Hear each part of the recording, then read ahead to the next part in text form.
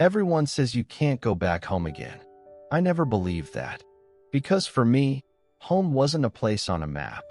It was a narrow blue house at the end of Maple Street. Peeling paint, a crooked mailbox, and a front door that stuck every time it rained. That house raised me. That house watched me grow up. And that house was sold without my knowledge. I found out by accident. Not from my family. Not from a phone call. Not from a conversation. I found out from a real estate listing. The photo stopped me cold. Same blue siding. Same oak tree leaning slightly left. Same porch step that always creaked under your foot. And underneath it, in bold letters, sold. At first, I thought it was a mistake. I refreshed the page, closed the browser, opened it again. Still there. Sold. My chest tightened in a way I can't really explain. I hadn't lived there in years. Life had pulled me elsewhere. Work, distance, responsibilities. But that house wasn't just property. It was my childhood. My father's laughter echoing down the hallway. My mother humming while folding laundry. My room, with the dent in the wall from the time I slammed the door during an argument I never apologized for. And somehow it was gone, without a single word to me. I called my sister first. No answer. Then my brother. Straight to voicemail. Finally, my mother. She picked up on the third ring. Her voice sounded normal. Too normal. "Hey," she said. "What's going on?" I didn't ease into it.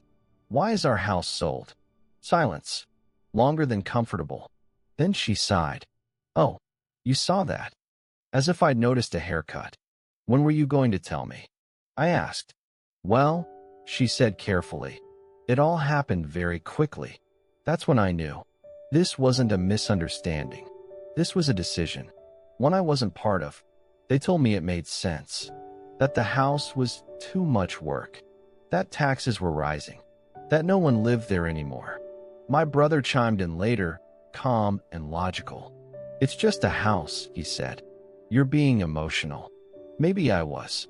But here's the thing. My father built that house. Literally. He laid the foundation himself. Worked weekends pouring concrete and hammering nails. He used to joke that if the walls could talk, they'd complain about his singing. After he passed away, that house became sacred, at least to me. Apparently not to everyone else. I asked one simple question. "Did Dad leave a will?" Another pause. "Yes," my sister said. "But it was complicated." That word again. Complicated. I didn't argue. Didn't yell. Didn't accuse. I just said, "I want to see the house." One last time. They hesitated. Then agreed.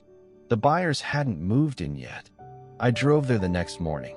The street looked smaller than I remembered. The oak tree had grown taller.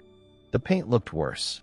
But when I stepped onto the porch, that creak, same sound. I stood there longer than I should have, just listening. Inside, the house felt hollow. Furniture gone. Walls bare. Echoes where voices used to live. My mother hovered behind me. "We cleaned it out," she said. There wasn't much left. I walked room to room slowly. Kitchen, living room, my old bedroom. Then I stopped, because something felt off. The study, my father's study. The door was open, but the built-in bookshelf on the far wall. It was slightly crooked. That bookshelf had always been flush. My dad was obsessive about symmetry. I stepped closer, and that's when I saw it. A thin outline behind the shelf. A rectangle, dust-free, like something had been there for decades. I touched the shelf. It moved. Not easily, but enough. "What's behind this?" I asked. My mother stiffened. "Oh, nothing," she said too quickly. "Just old wiring." But my father hated hidden spaces, unless they mattered. I pulled harder. The shelf shifted just enough to reveal a narrow door. Not a closet. A safe, built into the wall. My heart started pounding. "I've never seen this before," my sister said quietly. I knelt down. The safe wasn't locked. It never had been. Inside was a single envelope. Yellowed. Edges worn. my name written across the front, in my father's handwriting. No one spoke. I sat on the floor and stared at it. My hands were shaking. I opened it. Inside were documents, carefully organized. A handwritten letter on top. I recognized the first line instantly. If you're reading this, I'm already gone. The letter wasn't long, but every word felt heavy. He wrote about the house, about how it was never just wood and nails to him. He wrote about sacrifice, about working late nights, about missing birthdays so we could have stability. And then he wrote this. This house belongs to the one who wanted it, not the ones who saw it as a burden. My breath caught. Under the letter were legal papers. A trust, established years ago. The house was never meant to be sold freely. Ownership was conditional, and one name was listed as the beneficiary. Mine. The room went silent. My brother read over my shoulder. His face drained of color. My mother sat down hard on the floor. This can't be right, she whispered. But it was. Notarized. Filed. Legal. The house had been sold without proper authority. Without my consent. Without honoring the trust. Which meant one thing. The sale wasn't valid. I didn't feel triumphant. I didn't feel angry. I felt sad. Because in that moment, I understood something painful. They hadn't just sold a house. They had erased my father's wishes. And they hadn't even bothered to check. The next few weeks were quiet.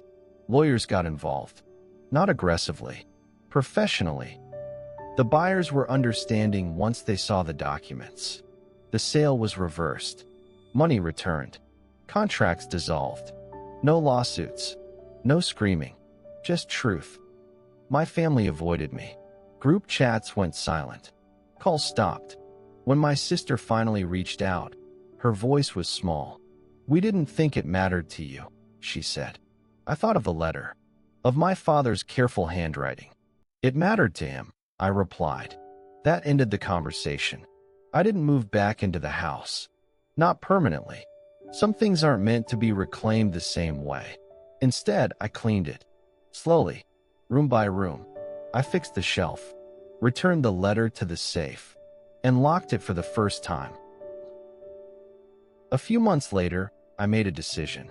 I donated the house to a local foundation. They turned it into a community space. Workshops, support groups, a place where stories lived. There's a small plaque near the entrance now. It reads, "Built with love, preserved with intention." No names, just meaning.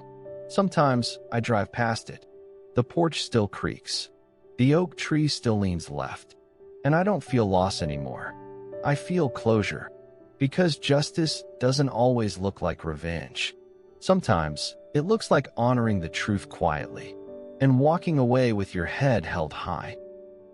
If this story stayed with you, take a second to subscribe. Not for the algorithm, but because some stories deserve to be remembered, and some houses never really leave us.